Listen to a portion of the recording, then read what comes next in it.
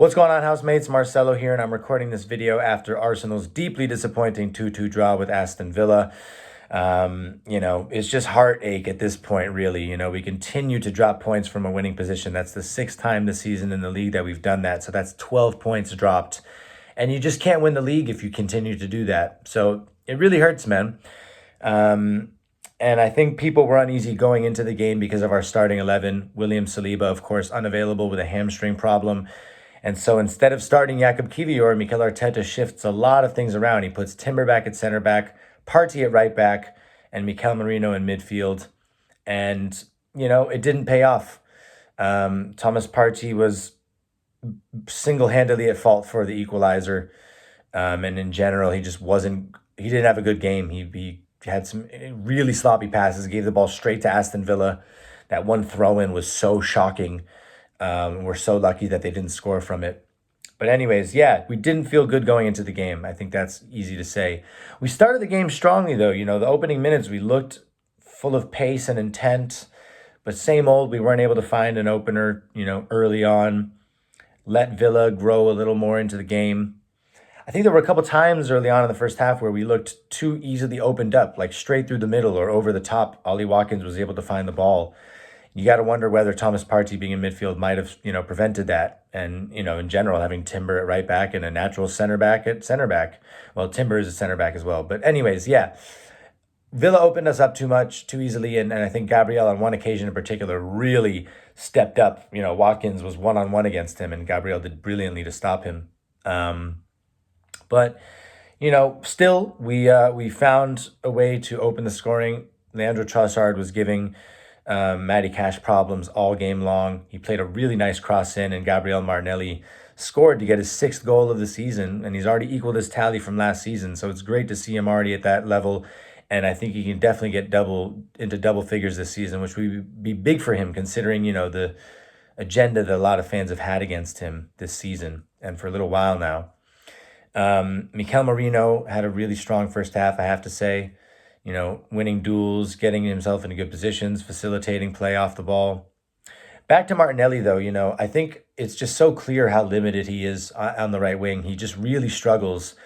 He's so one-footed, and it's very easy for defenders to either show him down the line or force him inside, and it really negates or limits what he's able to do. And so, Leandro Trossard, to me, makes a lot more sense on the right wing because he has a really good left foot.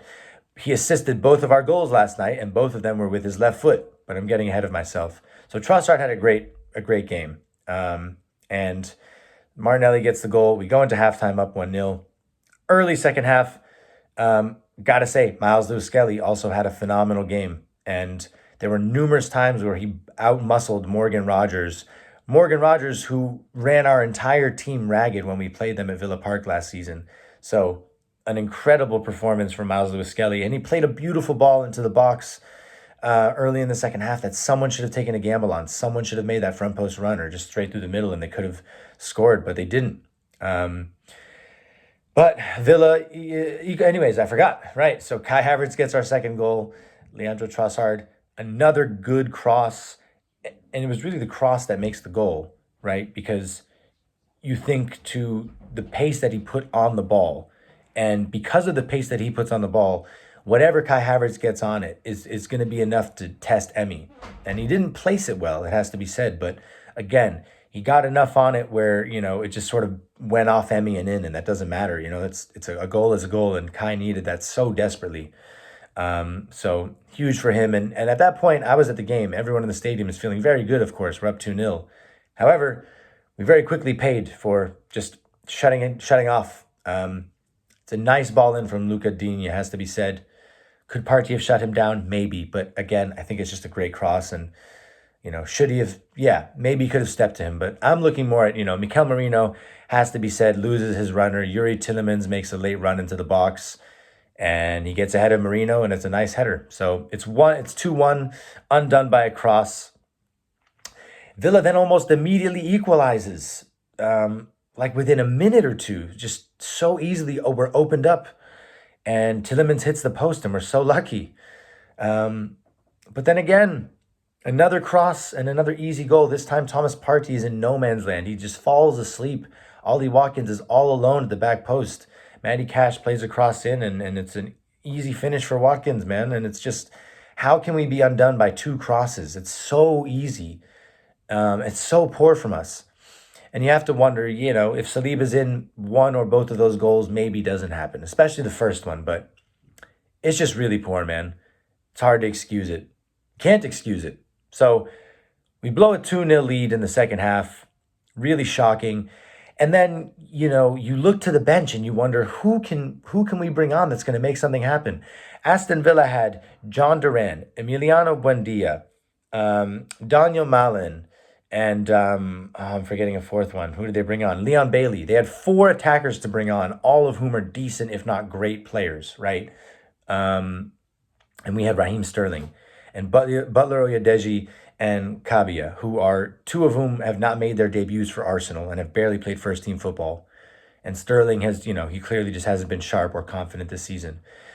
So, it's yesterday, it was the 18th day of the transfer window, and we still had brought no one in to strengthen our attack and look towards for a moment of magic to make something happen on their own. And then you think back to, Daniel Malin, Aston Villa signed this month, and he was on the bench. So it's just impossible to justify this team being so inactive in the transfer window. It just isn't. Surely you'll have had a short list of players that you are thinking about bringing in. And I know we don't want to bring in a short-term solution that's not for the long term. Look at Trossard, man. Trossard was a January transfer window signing. Am I making that up? No, I'm not making that up. He was a January signing, and he's been overperforming for us. So, yeah, man, it's just so frustrating. I looked at the bench and I was like, oh, should we bring Kieran Tierney on at right wing? That's how desperate I was. I wanted us to bring on Sterling, obviously. We didn't really have a choice but to bring on Sterling. But I was like, I'd rather see Tierney maybe play on the wing. And I didn't really stand by that sentiment, obviously. But it was just like a reflection of how desperate we are for options. So, yeah, man, sorry that this was a little bit of a jumble. I sort of stumbled through this one, but I'm a little tired, and I'm getting tired of it being the same old story over and over with Arsenal, man.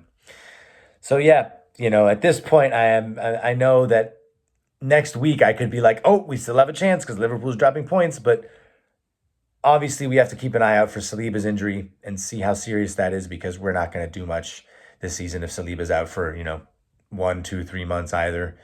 We were missing our 2 best players last night, man, Saka and Saliba. We still managed to go up 2-0 against a really good Aston Villa team. But we blew it. And you don't deserve to win the league when you blow it like that. It's as simple as that. So heartache is the only word to describe it. And I think this is just on the board. This is on the board. Arteta coached a winning game again, and we let him down. And it just hurts to see. It really hurts to see. So, let's regather. Hope that Tomiyasu and Ben White are back available for selection. Ben White looks like he most likely will be. Tomiyasu, I'm not ever going to assume that he'll ever play again for us until I see him on the bench. So Champions League next week, we just got to recover and be ready for that. We're 3rd in the Champions League. That's the only main positive right now that we still have, is that we're doing well in the Champions League. So keep an eye out for the Saliba injury and hope that we continue to recover. I have to say, last thing is Jurrien Timber just never ceases to amaze me. After a full season out with an ACL injury, he continues to look like one of our best players. He is incredible. Such a good athlete, such a good game IQ, like football intelligence, body awareness, body positioning. Everything about this guy is just incredible, and I'm so happy with him. And again, we would have won the league last season had we had him. I'm so sure of it, but well, what's the point in saying that, Anyways, thank you for watching. Make sure to like, comment, subscribe, all that good stuff. And I'll be making a few videos on TikTok as well, so keep an eye out for those. But until next time, come on, you Gunners. Peace.